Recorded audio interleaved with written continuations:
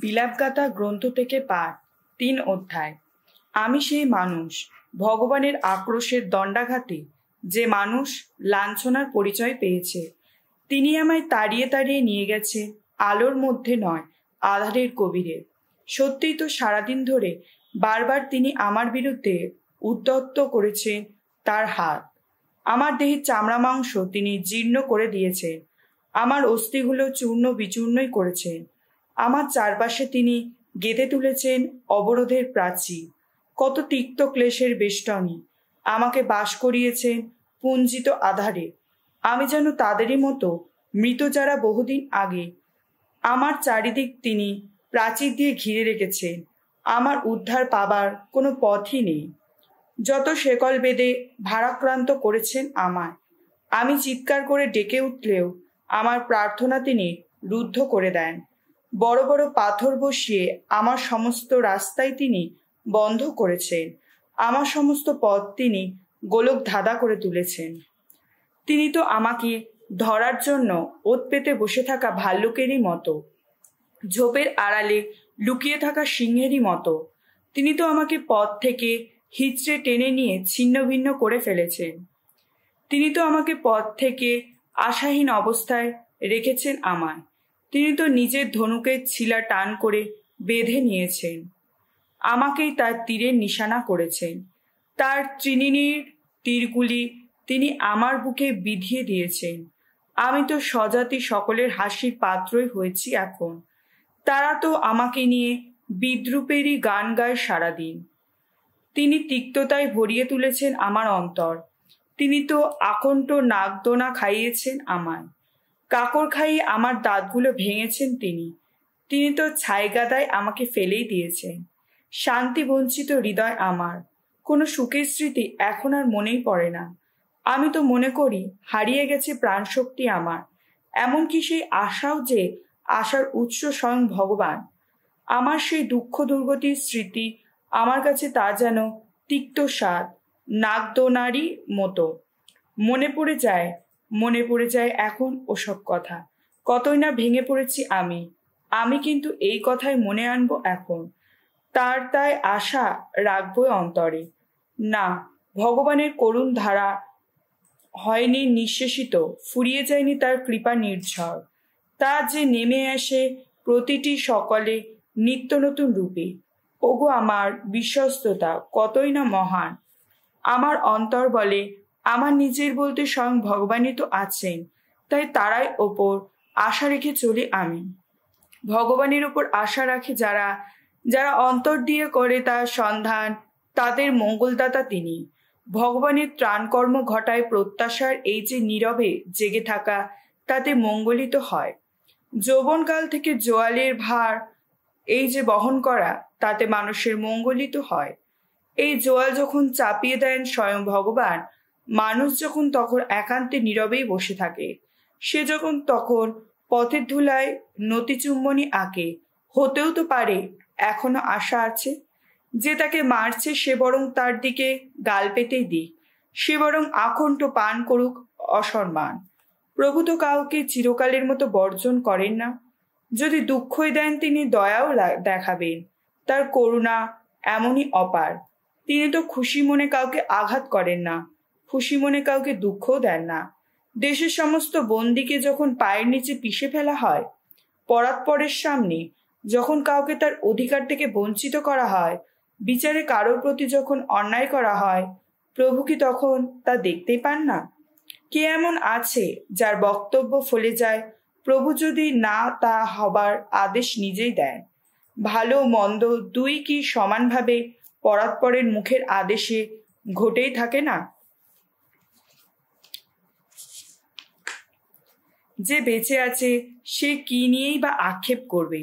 নিজের পাপেরই জন্য প্রত্যেকে আক্ষেপ করুক। এসো আমরা এবার খুঁটিয়ে খুঁটিয়ে নিজেদের আচরণ যাচাই করে দেখি, ভগবানের কাছে ফিরেই যায়। এসো আমরা স্বর্গে বিরাজমান ঈশ্বরকে নিজেদের হৃদয়টা অঞ্জলি দিই। তাকে বলি, আমরা তো বিদ্রোহ করছি, অবাধ্য হয়েছি, আর তুমি তো ক্ষমাই করনি। তুমি তো ক্রোধের আবরণে নিজেকে ঢেকেই রেখেছ। আমাদের পিছনে পিছনে তাড়াই করেছ। কোনো দয়া না দেখিয়ে তুমি তো আমাদের প্রাণেই মেরেছ। নিজের সেই মেঘের আবরণে নিজেকে লুকিয়ে রেখেছ তুমি, যাতে কোনো প্রার্থনা তোমার কাছে যাবার পথ না পায়। আজ আমরা বিজাতিদের মাঝখানে যেন জঞ্জাল আবর্জনারই মতো। এখন এমনই দশা তুমি করেছ আমাদের। আমাদের শত্রু যারা, তারা সকলেই আমাদের লক্ষ্য করে বিদ্রূপের মুগ্ধ ভঙ্গি করে। আতঙ্কিত হওয়ার আর চোরা গর্তে পড়া, বিনষ্ট হওয়া, বিপর্যস্ত হওয়া আমাদের ভাগ্যে এই তো রয়েছে। কর্ণার সমতুল্য আমার এই জাতির এমন বিপর্যয় দেখে আমার দু চোখ বেয়ে জলের ধারা বইছে এখন। আমার চোখ থেকে অশ্রুজল ঝরেই চলেছে, সে ঝরার কোনো বিরাম নেই। যতক্ষণ না ভগবান চোখ নামিয়ে স্বর্গ থেকে তাকিয়ে দেখেন আমার নগরে ওই যত কর্ণার অবস্থা দেখিয়ে আমার দু চোখ দুটো আমাকে কি ব্যথায় না দেয়। অকারণে আমার শত্রু যারা, তারা আমায় যেন পাখির মতো শিকার করেছে। আমার প্রাণ বিলুপ্ত করতে চেয়েছে তারা, চোরাগর্তে ফেলে আমাকে লক্ষ্য করে পাথর ছুঁড়েছে। জল এসে আমার মাথা ছাপিয়ে উঠেছিল।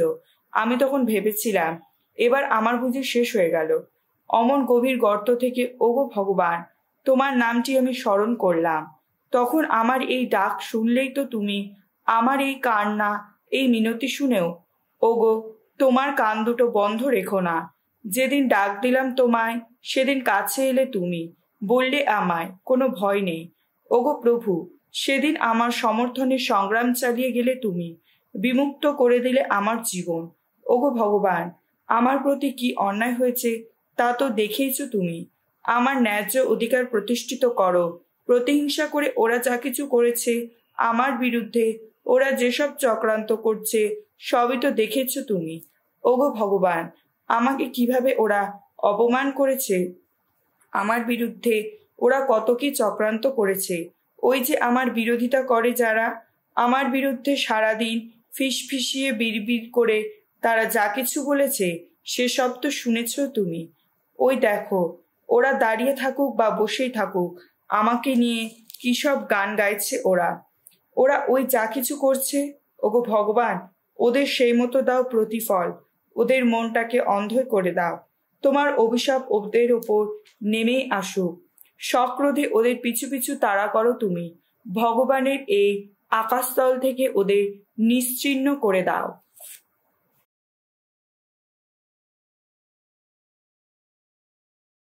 বেনসিরার বন্ধু থেকে পাঠ, 24 অধ্যায় 18 থেকে 34 পদ। তোমরা আমাকে পেতে চাও যারা, আমার কাছেই এসো। যে ফসল ফলাই আমি, তা থেকেই নিয়ে খাও প্রাণ ভরে। আমাকে ঘিরে যে স্মৃতি জেগে ওঠে মনে, মধুর চেয়েও সুমধুর সেই স্মৃতি। আমাকে পেয়ে মানুষের যে সম্পদ লাভ, মৌচাকে মধুর চেয়েও সুমধুর। আহা সেই সম্পদ! আমার অন্ন একবার মুখে দেয় যারা, তা পাওয়ার জন্য আরো ক্ষুধার্ত হবে তারা। আমার প্রাণীর একবার মুখে দেয় যারা, তা পাওয়ার জন্য আরো তৃষ্ণিত হবে তারা। যে আমার প্রতি অনুগত থাকে, তাকে লজ্জায় পড়তে হবে না কোনোদিন। আমার আদর্শ মেনেই কাজ করে যারা, তারা কোনো পাপ করবে না কখনো। এই যেসব কথা, তা তো পরস্পর ঈশ্বরের সেই মহাসন্ধি গ্রন্থেরই কথা, সেই মহাবিধানেরই কথা। মৌসি জাকব বংশে যত ভক্তমণ্ডলীর আপন সম্পদ হিসাবে যে বিধান আমাদের পালন করার আদেশ দিয়ে গেছেন, বিধানেরই জন্য প্রজ্ঞা মানুষের অন্তরে উথলে ওঠে, যেন ভীষণ নদীর মতো, কিংবা যেন প্রথম ফল পাড়ার সময় টাইগ্রিস নদীর মতো। তারই জন্য বোধ বুদ্ধি উপচে পড়ে যেন ইউফ্রেটিস নদীর মতো, কিংবা যেন ফসল কাটার সময় জর্ডন নদীর মতো। তারই জন্য সৎ শিক্ষা বাহিত হয় যেন নীল নদের ধারা, কিংবা যেন আঙুল পাড়ার সময় গিহন নদীর ধারা। সেই প্রথম মানুষ প্রজ্ঞার পূর্ণ পরিচয় পেতেই পারেনি, তেমনি শেষ মানুষও প্রজ্ঞার তল পেতেই পারবে না। প্রজ্ঞার চিন্তার ব্যাপ্তি সে তো সমুদ্রের চেয়েও বিশাল, তার কর্মসংকল্প সে তো মহা অতল গহ্বরের চেয়েও গভীর। আমি তো ছিলাম যেন নদী থেকে বেরিয়ে আসা সরু একটি খালেরই মতো, কোন বাগানের ভেতরে যাওয়া সেচ প্রণালীরই মতো। আমি তো ভাবলাম আমার ফলের বাগানটিতে জল দিয়ে যাব, আমার ফুলের কিয়ারি জলসিক্ত করে যাব। অথচ দেখো, আমার সেই খাল ক্রমে হয়ে উঠেছে নদীরই সমান। আমার সেই নদী হয়ে উঠেছে সমুদ্র সমান। আমি এখন ফুটিয়ে তুলব সৎ শিক্ষা আলো ভোরের আলোরই মতো। তার বিভা ছড়িয়ে দেব দূরে, বহু দূরে। অজস্র ধর্মবাণী শুনিয়ে যাব আমি, বলছি যেন প্রাবক্তিক বাণী। তা অনগত সর্বযুগের জন্য রেখে যাব আমি। দেখো আমার এই পরিশ্রম সে তো শুধু আমার একার জন্য নয়, আসলে তা সেই সবারই জন্য, প্রজ্ঞা অন্বেষণ করে যারা।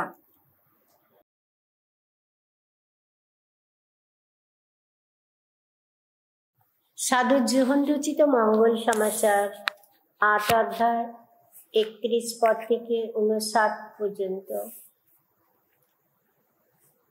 জন্মসূত্রে আব্রাহামের বংশধর, কর্মসূত্রে শয়তানের অনুচর।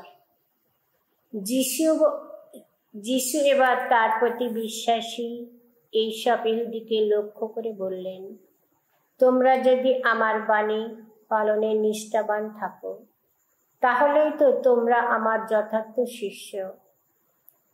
তাহলে তো সত্যকে তোমরা জানতে পারবে, আর সত্য তখন তোমাদের স্বাধীন করে দেবে।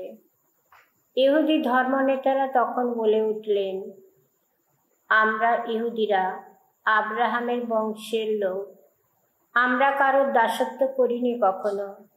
তাহলে আপনি কি করে বলছেন যে তোমরা স্বাধীন হয়ে উঠবে? উত্তরে যিশু বললেন, আমি তোমাদের সত্যি সত্যি বলছি, যে কেউ পাপ করে সে পাপের কৃতদাস। এখন কৃতদাস তো স্থায়ীভাবে ঘরে থাকে না, পুত্র কিন্তু স্থায়ীভাবেই থাকে। তাই স্বয়ং পুত্রই যদি আপনাদের স্বাধীন করে দেয়, আপনারা সত্যিই স্বাধীন হয়ে উঠবেন। আপনারা যে আব্রাহামের বংশধরের লোক সে কথা আমি ভালোভাবেই জানি, কিন্তু তবুও আপনারা আমাকে মেরে ফেলতে চাইছেন, কারণ আমার বাণী আপনাদের অন্তরে যেতেই পারছে না। পিতার কাছে আমি যা কিছু দেখেছি আমি তাই বলে থাকি, আর আপনারা তো তাই করেই থাকেন, যা আপনাদের পিতার কাছ থেকে আপনারা শিখেছেন। উত্তরে তারা বললেন, আব্রাহামের তো আমাদের পিতা। যিশু তাদের বললেন, আপনারা যদি সত্যি আব্রাহামের সন্তান হতেন, তাহলে আব্রাহাম যা করেছেন আপনারাও নিশ্চয় তাই করতেন। অথচ আপনারা এখন আমাকে কিনা মেরে ফেলতে চাইছেন। হ্যাঁ, আমাকেই, যে আমি স্বয়ং পরমেশ্বরের কাছ থেকে শোনা সত্যকে আপনাদের জানিয়েছি। কই, অমন কাজ আব্রাহাম তো করেনি। না, আপনারা যা করেছেন তা আপনাদের পিতারই কাজ। তারা প্রতিবাদ করে উঠল, আমরা কারোর জারজ সন্তান নই, আমাদের একজন মাত্র পিতা আছেন, আর তিনি হচ্ছেন স্বয়ং পরমেশ্বর। যিশু তাদের বললেন, পরমেশ্বর যদি সত্যি আপনাদের পিতা হতেন, তাহলে আমাকে আপনারা ভালোবাসতেন, কারণ আমি যে পরমেশ্বরের কাছ থেকে এখানে এসেছি। হ্যাঁ, তাই কাছ থেকে এসেছি আমি তো নিজে থেকে এখানে আসিনি, বরং যিনি আমাকে পাঠিয়েছেন। আমি যা বলেছি আপনারা তা বুঝতে পারছেন না কেন? তার কারণ আমার কথা যে শুনতে পাবেন সে ক্ষমতায় আপনাদের নেই। স্বয়ং শয়তানই আপনাদের পিতা। আপনাদের পিতা যা যা চান আপনারা তো তাই করতে চান। সেই আদি থেকেই তো একজন নরঘাতক, সে সত্যের উপর দাঁড়িয়ে থাকেনি কখনো, যেহেতু তার অন্তরে সত্যের কোনো স্থান নেই। সে যখন মিথ্যা কথা বলে, সে নিজের স্বভাবের ভাষাতেই কথা বলে। সে তো মিথ্যাবাদী, সমস্ত মিথ্যারই জনয়িতা। আমি কিন্তু সত্য কথা বলি। আর সেই জন্য আপনারা আমাকে বিশ্বাস করছেন না। আপনাদের মধ্যে এমন কে আছে যিনি প্রমাণ করতে পারেন আমি কোনো পাপ করিনি? সত্য কথা বলে থাকি যখন, আমাকে কেনই বা আপনারা বিশ্বাস করছেন? যে পরমেশ্বরের আপনজন, সেই পরমেশ্বরের বাণী শুনে আপনারা তো পরমেশ্বরের আপনজন নন, সেই জন্যেই আপনারা শুনছেন না। আব্রাহামের জন্মাবার আগেই থেকে যিশু আছেন। ইহুদি ধর্মনেতারা উত্তর দিলেন, আমরা যে বলি আপনি একজন সামারীয়, আপনাকে একটা অপদূতে পেয়েছে, আমরা কি ঠিক কথাই বলি না? উত্তরে যিশু বললেন, না, আমাকে কোনো অপদূতে পায়নি। আমি তো আমার পিতার সম্মান করি, আর আপনারা আমাকে অসম্মান করছেন। আমি নিজের মহিমা পাবার চেষ্টা করি না, তেমনি চেষ্টা করার জন্য একজন তোই রয়েছেন, বিচার তো তিনিই করে থাকেন।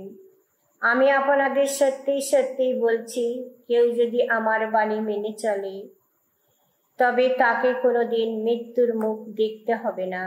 তখন ইহুদি ধর্মনেতারা তাকে বললেন, এইবার আমরা বুঝতে পারছি যে আপনাকে একটা অপদূতে পেয়েছে। স্বয়ং আব্রাহাম মারা গেছেন, প্রবক্তারাও মারা গেছেন, আর তবুও আপনি কিনা বলছেন কেউ যদি আমার বাণী মেনে চলে তবে আমাকে কোনোদিন মৃত্যুর অভিজ্ঞতা পেতে হবে না। আপনি কি তাহলে আমাদের পিতা আব্রাহামের চেয়ে বড়? তিনি তো মারাই গেছেন, আর প্রবক্তারাও তো মারা গেছেন।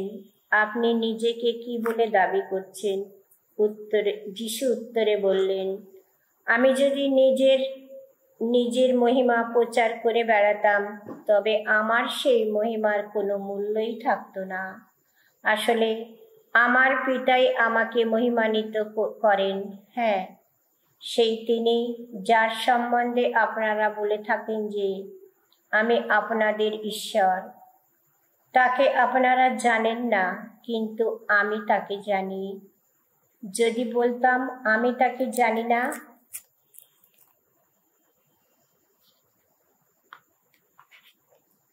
তবে আপনাদের মতন আমি হতাম মিথ্যাবাদী। কিন্তু না, তাকে জানি আমি, এবং তার বাণী মেনেও চলি। আপনাদের পিতা আব্রাহামেরই এই ভেবে গভীর আনন্দ পেয়েছিলেন যে তিনি আমার আগমনের দিনটি দেখতে পাবেন, আর তা দেখতেও পেয়েছিলেন তিনি, আর তাতেই আনন্দিত হয়েছেন। ইহুদি ধর্মনেতারা তখন যিশুকে বললেন, আপনার বয়স তো এখন 50 বছর হয়নি, আর আপনি কি না আব্রাহামকে দেখেছেন? উত্তরে যিশু বললেন, আমি আপনাদের সত্যি সত্যি বলছি, আব্রাহাম জন্মাবার আগে থেকেই আমি আছি। তখন তারা তাকে পাথর ছুঁড়ে মারবার জন্য পাথর কুড়োতে লাগলো। যিশু কিন্তু সবার সামনে থেকে আড়ালে গিয়ে মন্দির ছেড়ে বেরিয়ে গেলেন।